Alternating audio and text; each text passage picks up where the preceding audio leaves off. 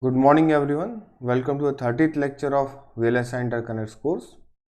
Today we are starting the final module of this course, which is on extraction of interconnect parameters. So far in this course we have seen in module 1 the RC interconnect modeling, where we considered only the resistance and capacitance of our interconnect. In module 2 we also introduced the inductance of our interconnect, and we saw what would be the effects of inductance on our interconnect. Then in module 3 we saw additional effects. Additional effects, we saw the skin effect, power dissipation due to interconnects, heating effects and electromigration. In the previous module we spent quite a few lectures on understanding the coupling between interconnects, and we saw some interesting tools, mathematical tools of handling the coupling in interconnects. So we have seen almost all aspects of interconnects that have been reported. However, one question remains, is that how do we get the resistance and capacitance and inductance of the interconnect, which we had considered in the previous modules, module 1 and 2. So in the previous modules we had assumed that okay, we know what is the capacitance per unit length of my interconnect and what is the inductance per unit length of my interconnect. There we did saw some crude models for estimating the capacitance, and we also saw some models for getting the resistance, so that the model for resistance is more or less accurate unless we have the skin effect which comes into picture. But for inductance we did not have a closed form expression in the, for example, a simplification in analogous to a parallel plate capacitance for an interconnect.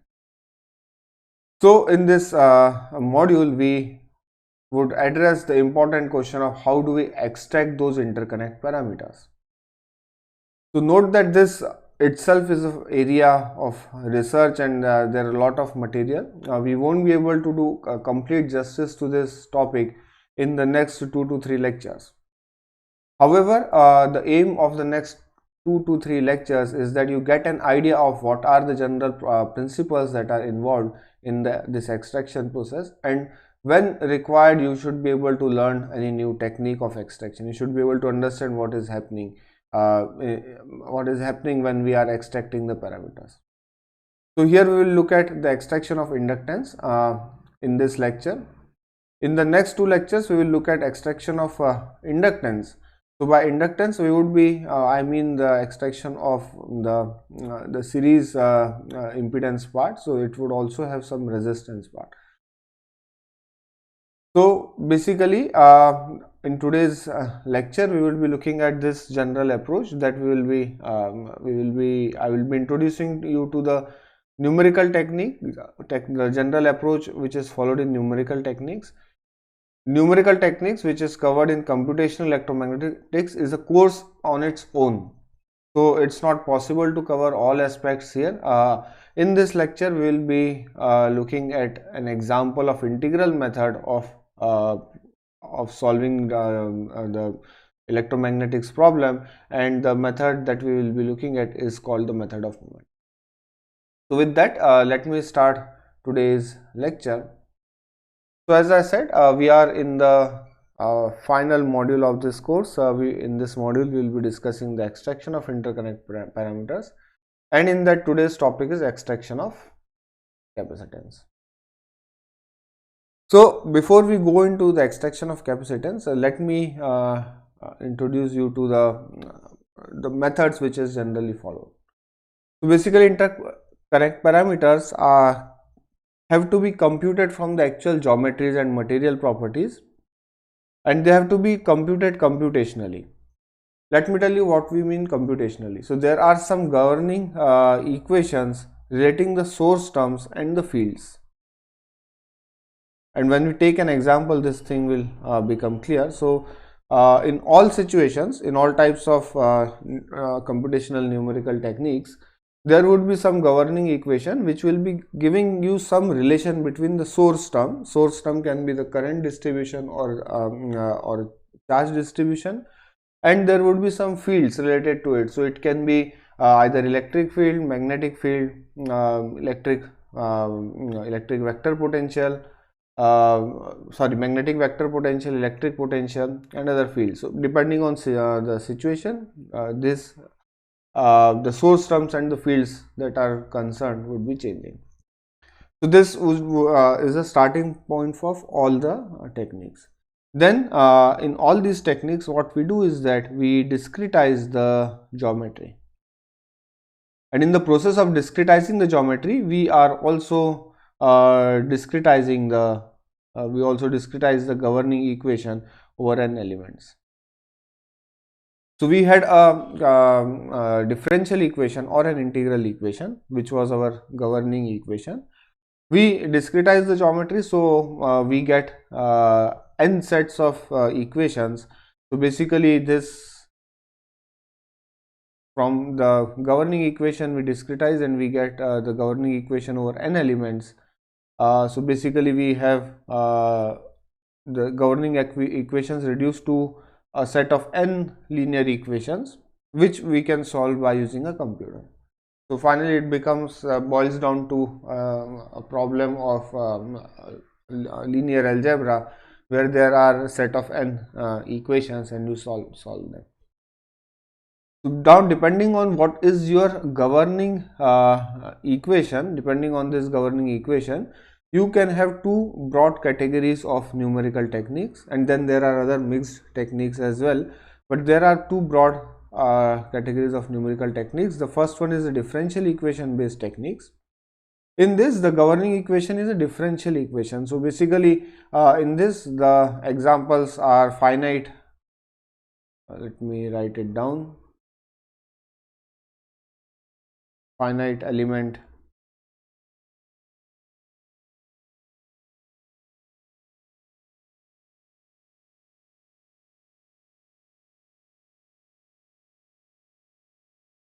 and finite difference method. So I'm just writing the short forms now.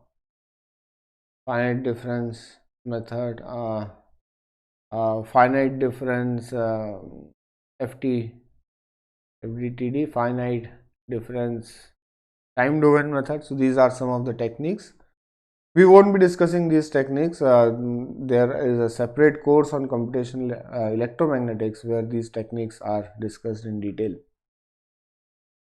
Then there is other category which are of this numerical technique, which is the integral equation based. So here the governing equation is an integral equation.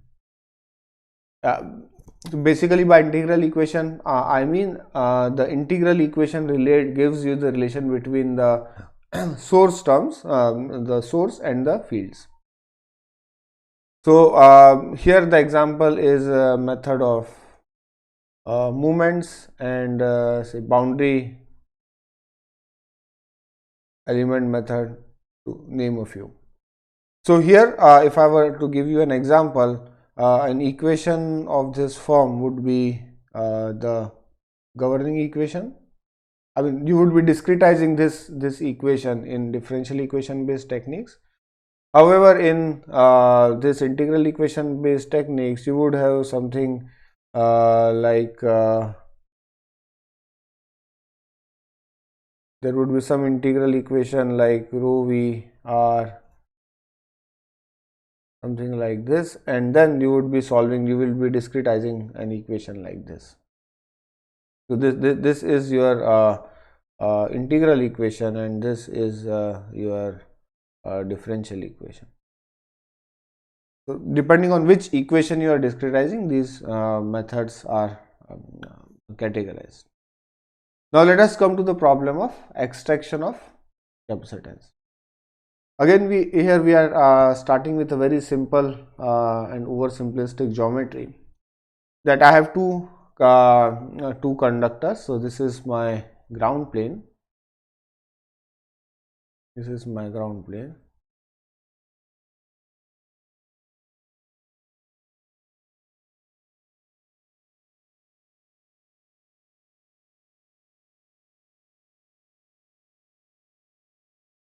And this is my interconnect.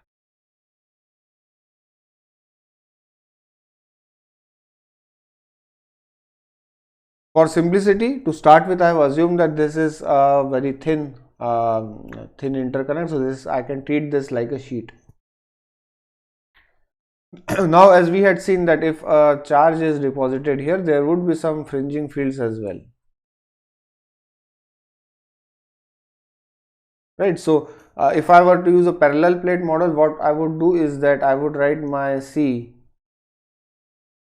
as epsilon. So epsilon is the dielectric constant here, epsilon so relative dielectric constant, so epsilon r epsilon naught into A by D. So if this is my D, so area is W into L, which is the length of my interconnect, but again this is what we had used in our parallel plate approximation. But in actual thing, what would happen would be is that there would be fringing fields, and then these two conductors are not of equal length, so ground plane is extended lot more in one direction than the your interconnect. So what we will do is that we will reduce this to the case of a 2D problem. So we will take just the cross section here, and the interconnect goes deep into the plane of this paper, and then here here there is some charge distributed here. So basically, when a charge is distributed, charge when you are charged this, so this is charged to say plus q, and then this is charged to minus q. So this charge distribution will also be not equal, so we don't know what is that charge distribution. Now the question before us is that what is the capacitance of these plates. Before we can answer the question of what is the capacitance of this two wire system, there are two wires, right? This is the ground plane, and so this is the ground and the interconnect.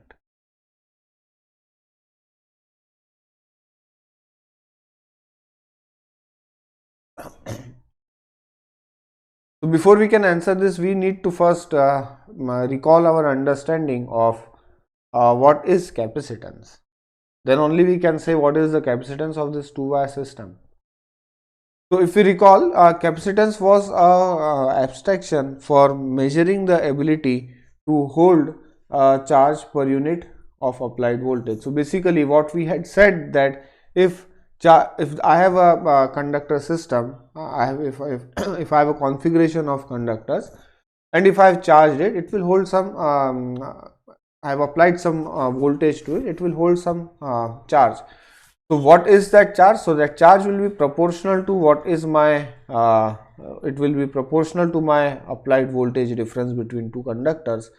And then, so if for example, if this is my parallel plate, if I have applied a voltage here, so my V would be this, and then the proportionality constant I had said was my capacitance. So my C I had defined was Q by V. So in other words, the question then finally comes down to, for a given applied voltage, what is the charge accumulated on the on this conductor system?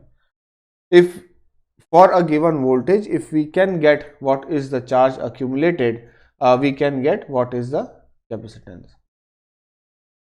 So basically what it means is that yeah, this is not change, this is charge. I think it's not clear. CHA charge.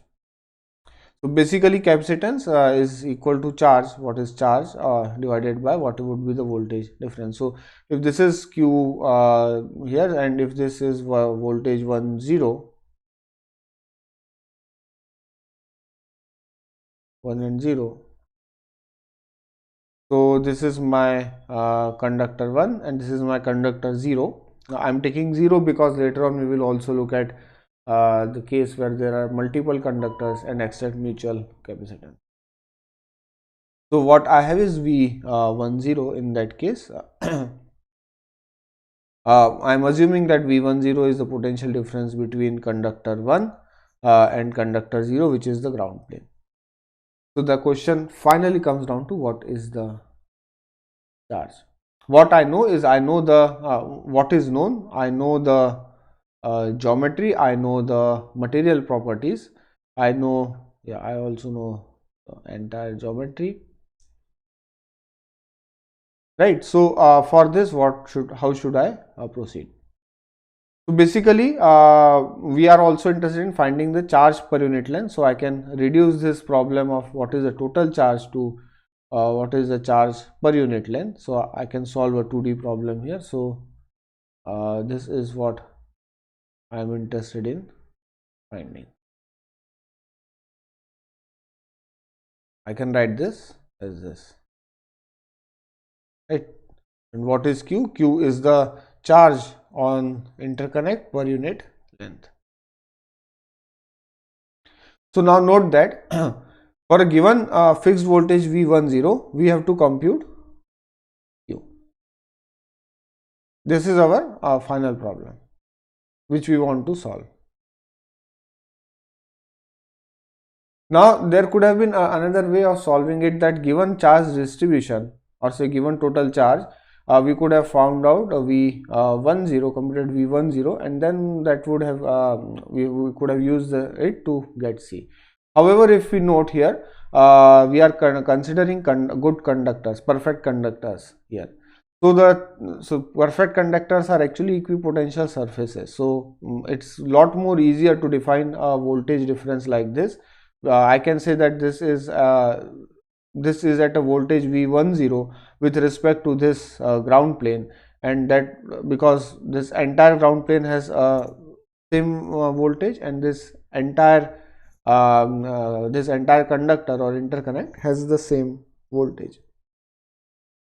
So it's lot more easier to define this voltage difference and compute the charge, because note that the charge distribution will not be equal. The charges towards the edges would tend to be more, because they would spread out from there would be a rippling force here also, right? So the question then is, how do we find this charge?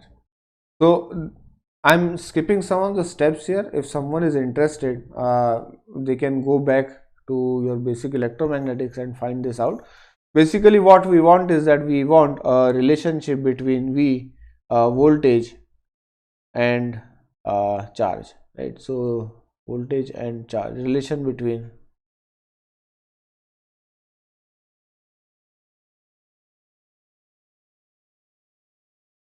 voltage and charge or charge distribution. So we can get it by assuming a line charge here, QL, and then using this Gauss law, you can get what is E, and from E you can get what is V, and here this is the line charge density. So basically your line charge density is related to the surface charge density like this. So you can replace this. If there is a single infinitesimally thin line, the voltage is related to that line as per this equation.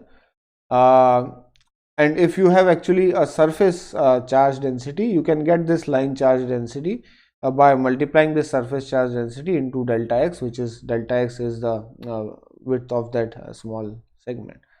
So what we have in the case of interconnect is something similar. What we will do is that we will discretize this, discretize the geometry, right? So what we basically have is that if we have a scenario like this, my V of xy, which is given by this point, is the integral of all these points. So this point is contributing, then this point is contributing, and then this point is contributing, and similarly all the points here are contributing to my potential, right? So here I would be integrating over this entire surface, where rho xy is my surface charge density. Rho xy prime is my surface charge density. So these are the coordinates. So since here the geometry is such that my both these conductors are extended only along the x direction, I am writing dx. Otherwise my integral would have been something like dl, dl if there was a conductor in say y direction as well. So basically I can get my v as this integral, right? But now what we want, so this is my governing equation. So this is my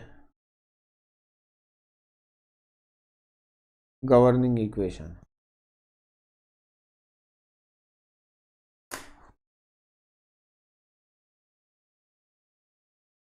You can note that this is an integral equation. There is an integral here, so my source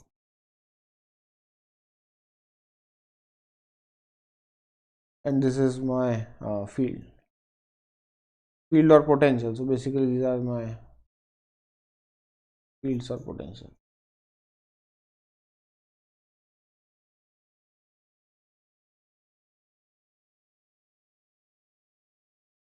Right, so this is the equation that we want to discretize. How do we discretize? We first discretize the geometry and then we assume that, so here your rho is varying continuously with x, but what we will do is that we will discretize this and assume that the charge density is uniform over each discrete element.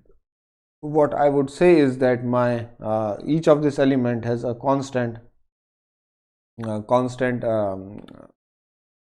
charge density, right? So each of this has say delta x, or let me call it say delta, let me use a subscript j.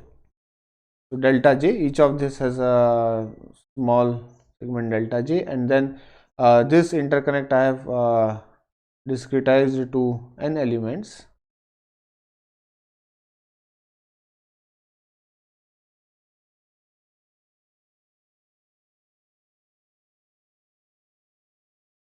And this ground conductor, suppose I discretize to m elements.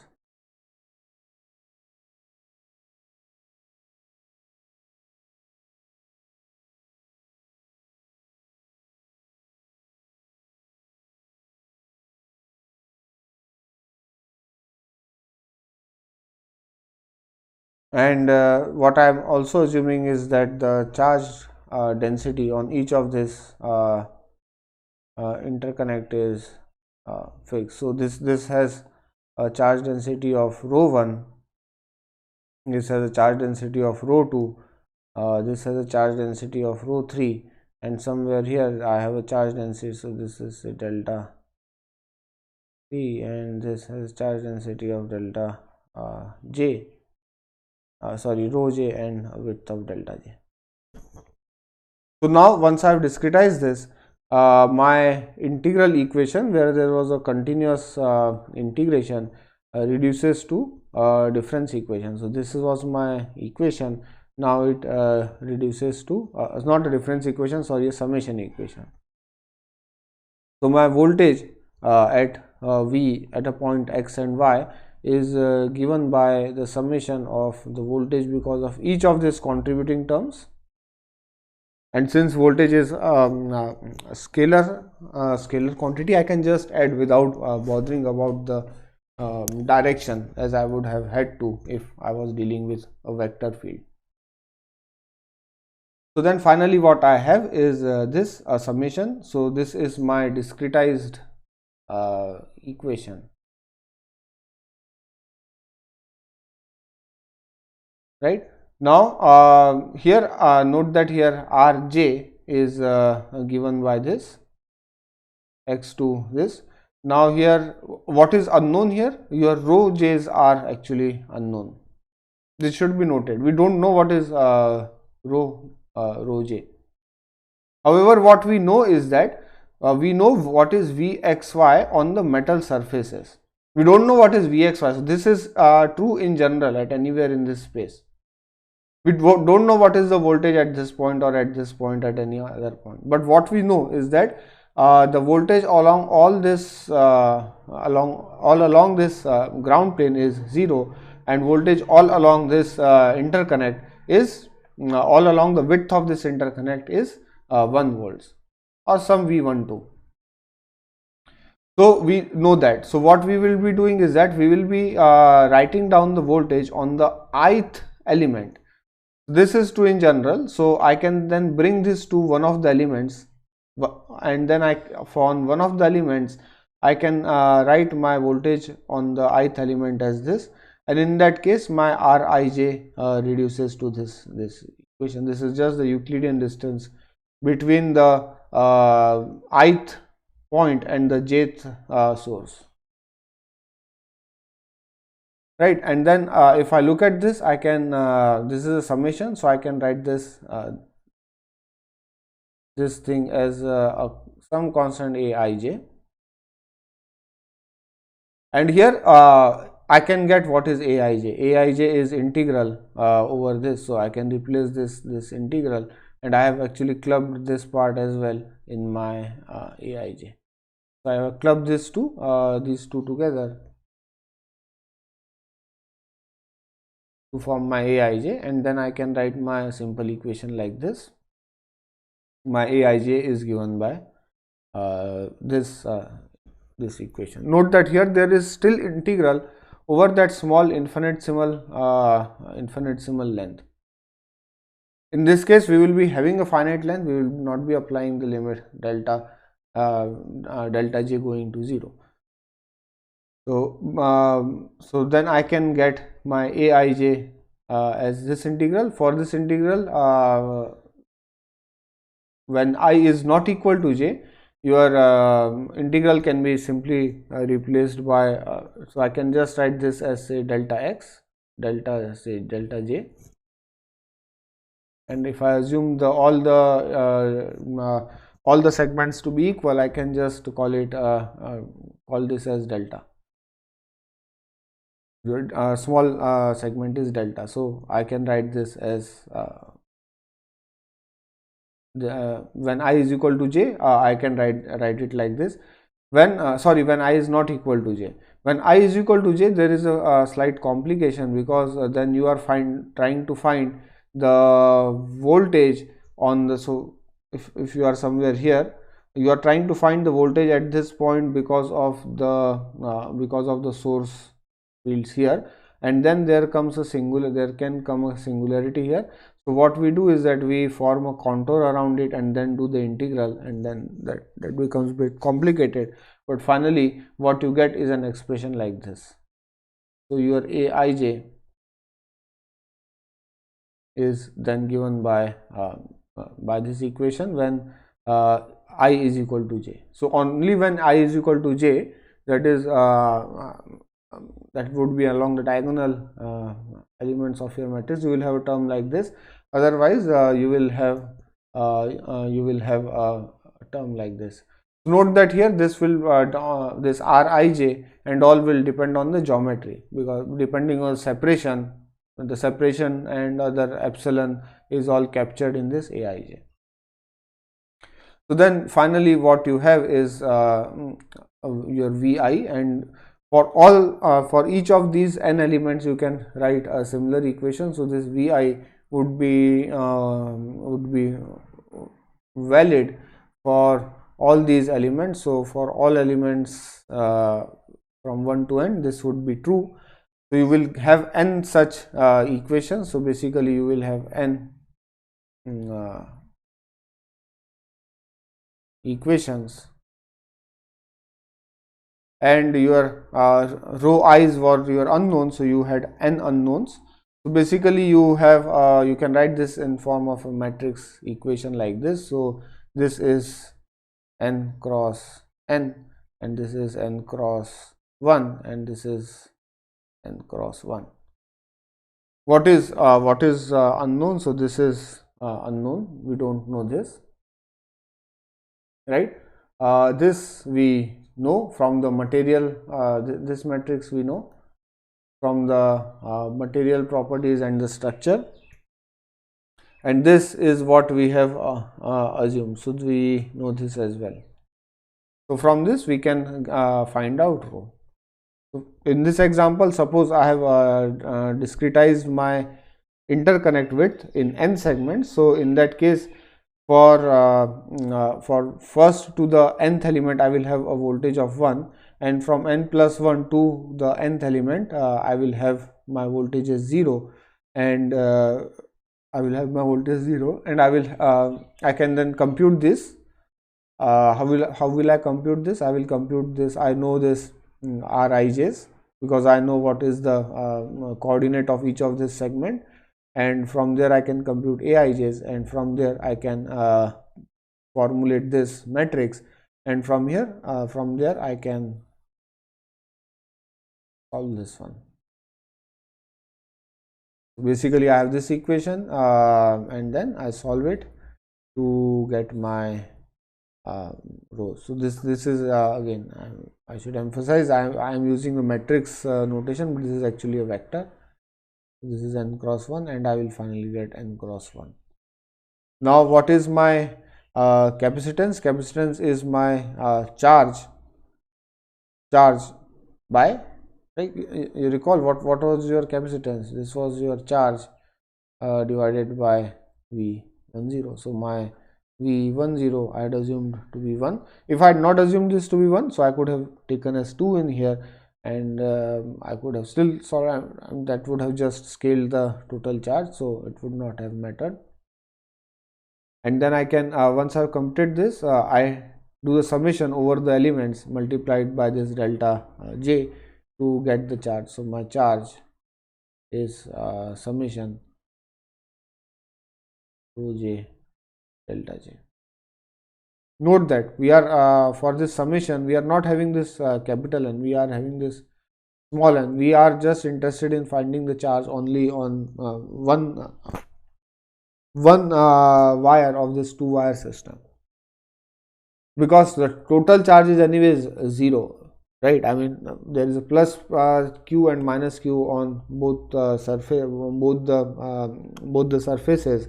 The total charge is q, so we are interested in this.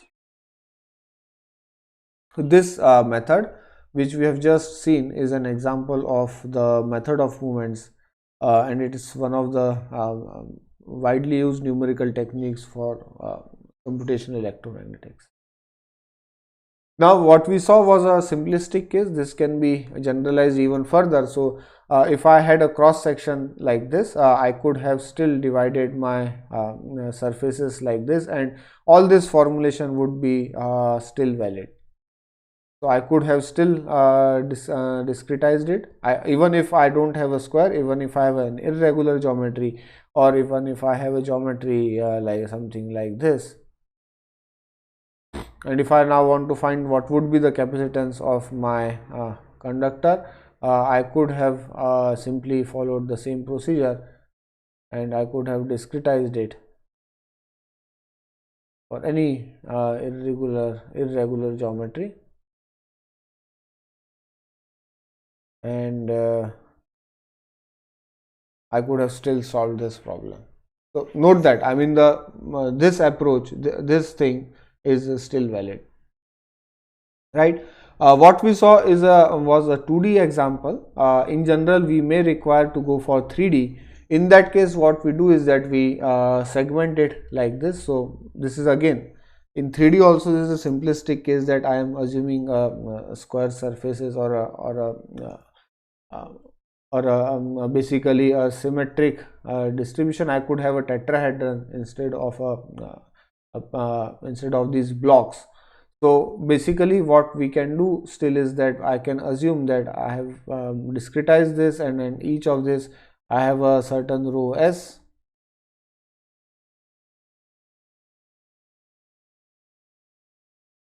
Each of this I have a certain rho S, or say rho J, and I could have continued this process. The only difference would have been that in that case my governing equation, I would have to start from a more basic equation. So this would be the Poisson's equation, and if I discretize, I mean if I solve it in this difference mode, I would have to use one of the differential techniques. or I could have brought down this from this point to this point. So from here I could have got this, and I can write my v of r as an integral equation like this, and here I can then discretize it. So again I would be doing this integral over a small volume, and then adding all these small segments, and I can then once I assume the charge density is constant over a volume, so I could have a surface charge or I could have a volume charge depending on my scenario.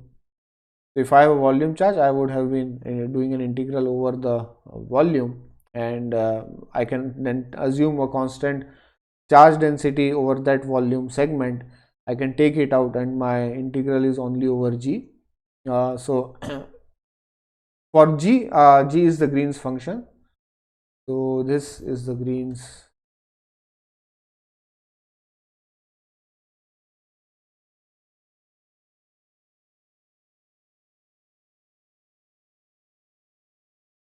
function. Green's function is the equivalent of an impulse response. If we find an analogy with the LTI systems. So only for the case of when the medium is homogeneous and it is isotropic, we get a Green's function like this. If in general for interconnects there would be stratified medium, so there would be some so in general what would happen is that you have an interconnect, and then you have a ground plane, and then you have an interconnect, and then maybe you have another interconnect, and here your material is something, and then in this region your material is something else. So this is not a homogeneous medium. In that case, your Green's function would be a lot more complicated, and there are many papers on finding Green's functions on stratified medium. I mean, if you are interested, you can go ahead and explore these things for your further study. Right, so for a general medium, the Green's function is a lot more complicated, but once you get the Green's function, you can use this approach, and then you can discretize, you form n sets of equations, and then you solve it. Now we come to the final problem, that is on how to get the mutual capacitance. So far we have seen that if there is a single or say there is two conductor system, what is the capacitance between these conductors? But if there are multiple conductors in your system? So you have a ground plane, and then you have a conductor 1, conductor 2, and conductor 3.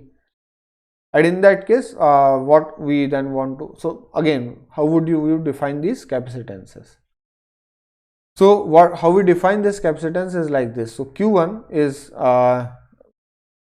what is Q1? Q1 is basically your C1 into V1. So all these voltages are now defined with respect to the ground. So so this is V1, this is V2, and this is charged to V3. So your Q1 would be C1 into V1 plus C12 into V1 minus V2. If this was say V0, I would have written V1 minus V0, but I am assuming V0 to be 0 volts. All the other voltages are defined with respect to that ground voltage. So I have this as C12 as V1 minus V2 plus C13 V1 minus V3, V1 minus V3. So yeah, I could have a capacitance like this as well. Is missing. This is C13, and this is actually C23.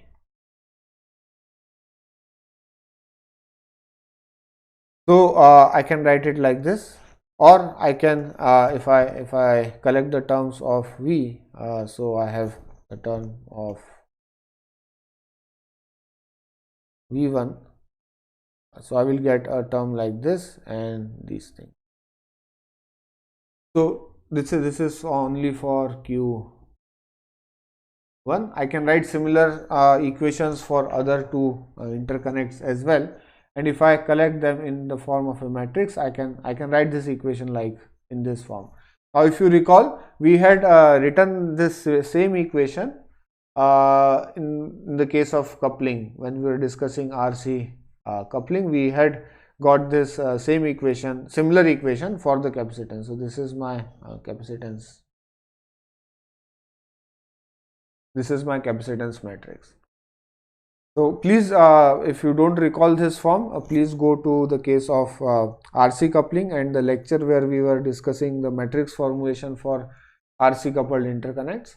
There we said that we can represent our coupling capacitance or say the system of coupled interconnects by this coupling capacitance matrix like this.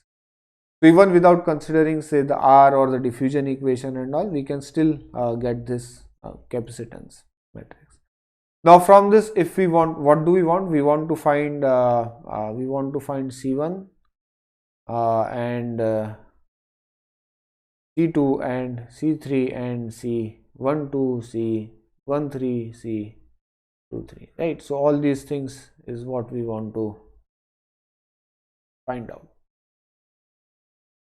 Now how do we find that? In this equation, if I look at it, when V1 is equal to 1 volts and V2 and V3 are 0 volts, I can get my Q1 as C1 plus C2 plus C3 and my Q2 as minus C12 and my Q3 as minus C13. Right. So if in this equation, if I just substitute these two voltages to be 0, I can get the relationship between, and I substitute this as 1 volt, I get these three charges, right? So now I have relationship between my capacitances and my capacitances and my charges. So what then I do is that okay, I have also missed my capacitance here. This is C13 and this is C23. So in here we apply the method of moments on this structure. So what we do is that we discretize this. So we would be, say, let me discretize this, say n1 elements, and then this is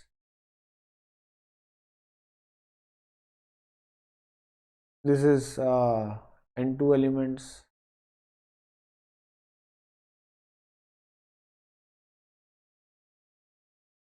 and this is discretized in n3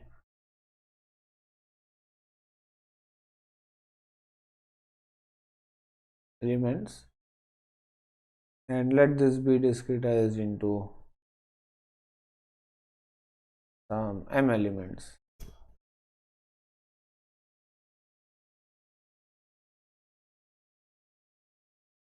So then we apply the method of moment, like similarly like what we did in the previous case.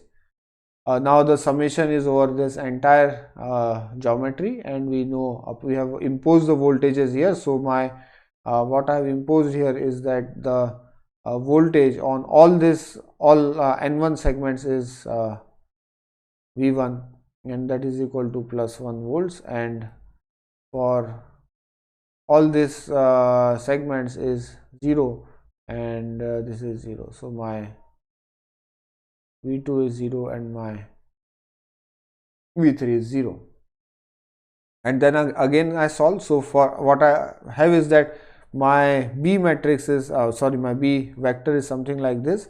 One's going from the first to the n1th element, and rest of them are 0.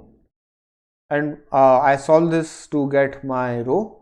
Once I have solved this, I get the summation over the first interconnect. So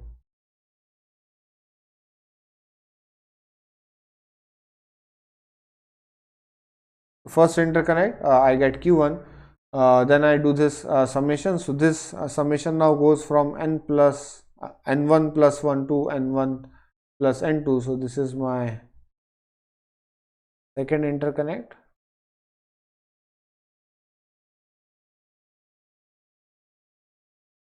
And this is my